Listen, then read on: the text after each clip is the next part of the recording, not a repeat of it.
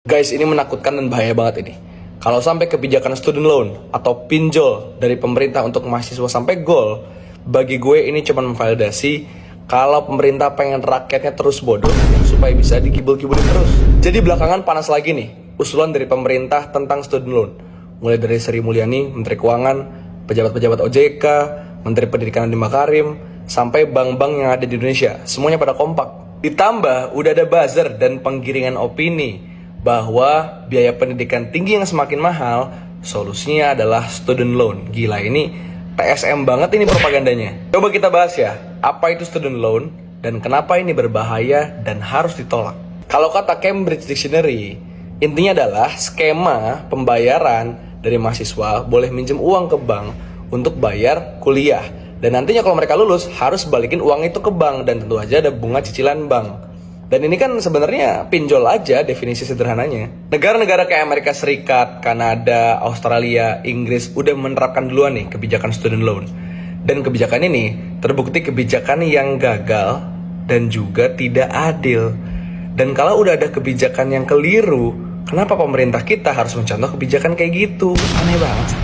Jadi cerita tentang alumni sana yang gagal bayar, terlilit hutang, susah beli rumah, susah berkeluarga, bahkan sampai depresi, itu bisa aja terjadi di mayoritas pemuda Indonesia kelak kalau student loan sampai terjadi. Di luar itu, kenapa perlu kita tolak student loan? Nomor satu adalah menihilkan peran negara. APBN kita untuk pendidikan itu 665 triliun bos. Dengan dana sebanyak itu, pemerintah masih pelit sama rakyatnya sendiri soal pendidikan, buset deh. Mending bubarin aja itu pemerintah dan negara. Dua, menambah beban untuk orang tua dan juga siswa. Student loan hanya akan menjadi spiral pembiayaan yang tidak berujung. Lo gak akan pernah bisa jadi kaya, karena selama lo hidup dan kerja, nantinya lo cuma akan fokus ngebalikin duit kepada bank atau kepada negara. Ketiga, kampus nantinya cuma akan melihat mahasiswa sebagai customer atau sebagai nasabah bahkan, bukan sebagai insan intelektual yang harus dirawat daya kritisnya. Dan ini akan membuat mahasiswa kita pengen cepat-cepat lulus aja bawaannya, karena pengen cepat-cepat bisa bayar hutang. 4. Melanggengkan budaya transaksional. Ibarat zaman kolonial dulu nih teman-teman, yang orang dikuliahin cuman buat jadi pegawainya penjajah.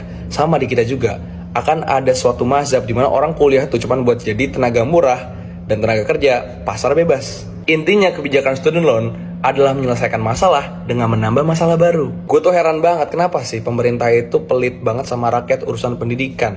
Giliran buat proyek-proyek oligarki, sure.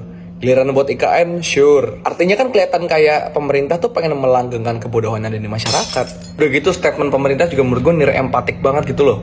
Bilang kalau misalnya UKT itu naik cuman buat maba, emang ntar maba gak jadi mahasiswa lama gitu. Udah gitu bilang pendidikan tinggi itu adalah kebutuhan tersier. Aduh bos, yang tersier itu bikin rumah-rumah mewah buat pejabat di IKN sana itu tersier. Bukannya buat kuliahin anak bangsa, gimana sih? Capek gue. Joget aja kita joget.